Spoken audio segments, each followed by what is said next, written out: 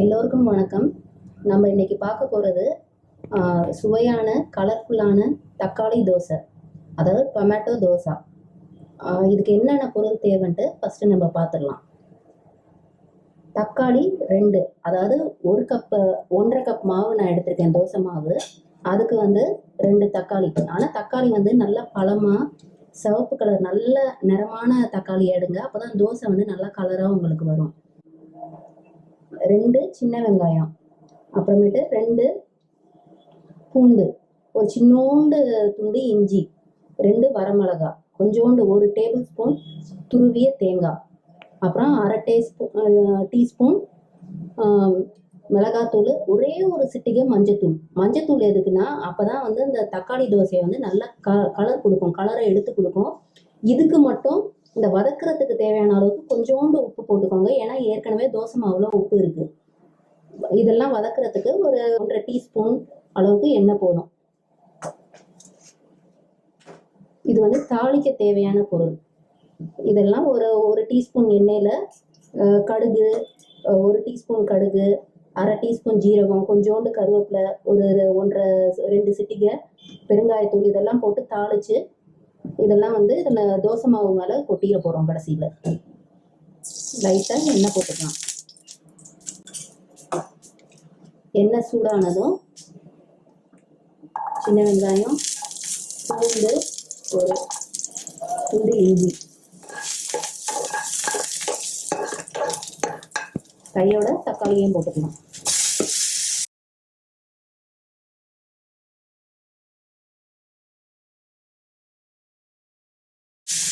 ரெண்டு வரமிளகாய்.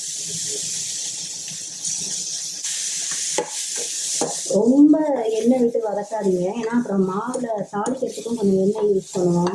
அப்புறமேட்டு மாவில் போடும்போது தோசை அடியே சுட்ட பிறகு ரொம்ப கசகசன்ட்டு ஆயிலாக இருக்கும். அதனால் லைட்டாக எண்ணெய் ஊற்றி வரதுங்க. இப்போ அரை டீஸ்பூன் மிளகாத்தூள், ஒரே ஒரு சிட்டிகை மஞ்சத்தூள். ஏற்கனவே சொல்லியிருக்கேன், மஞ்சத்தூள் எதுக்குன்னா நல்லா இந்த கலரை எடுத்து காமிக்கும். கொஞ்சோண்டு உப்பு, அதாவது இந்த தக்காளி வதக்குனதுக்கு தேவையான அளவு மட்டும், ஏன்னா மாவுல உப்பு ஏற்கனவே இருக்கு, அதனால போட வேணாம், ரொம்ப போட்டுறாதீங்க. கேஸ் ஆஃப் பண்ணிட்டு ஒரு டேபிள் ஸ்பூன் தேங்காய் துருவல்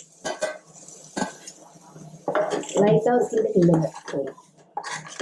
இப்போ இதை வதக்குனதை மிக்ஸி ஜாரில் போட்டுக்கலாம்.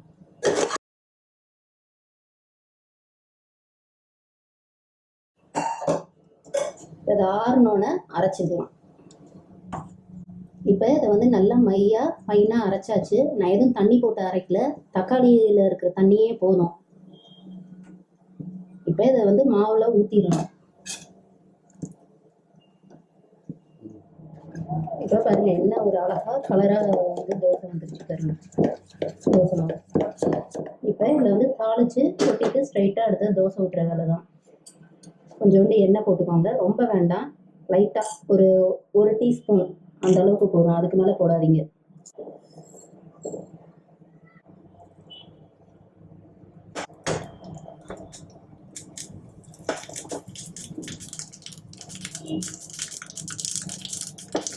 கடுகுலாம் நல்லா வெடிச்சிருச்சு.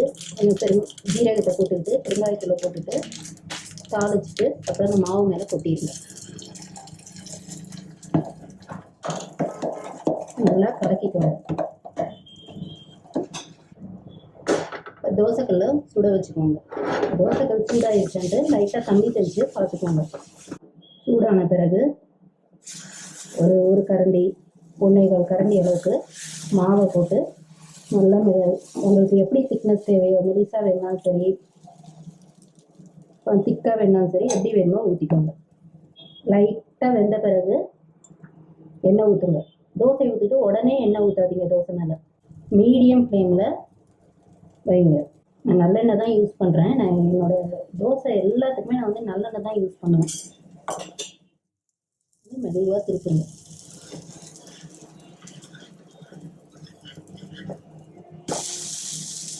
ரொம்ப ஹை ஃப்ளேமில் வைக்காதீங்க, ஏன்னா தக்காளியெல்லாம் போட்டுக்கிறதுனால அப்புறமேட்டு தோசை கருப்பாக அப்படியே தெரிய ஆரம்பிச்சிடும், தீஞ்ச மாதிரி தெரிய ஆரம்பிச்சிடும். மீடியம் ஃப்ளேம்லேயே வச்சு சுடுங்க. பாருங்கள், என்ன அழகாக கலர்ஃபுல்லான தக்காளி தோசை ரெடி ஆகிடுச்சு பாருங்க.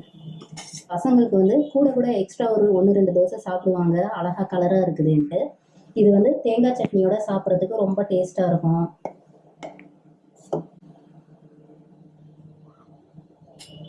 இல்லாட்டி வெங்காய சட்னியோட சாப்பிட்லாம். இருந்துச்சுன்னா இந்த வீடியோ லைக் பண்ணுங்கள், ஷேர் பண்ணுங்கள், மறந்துடாமல் என் சேனலுக்கு சப்ஸ்கிரைப் பண்ணுங்கள்.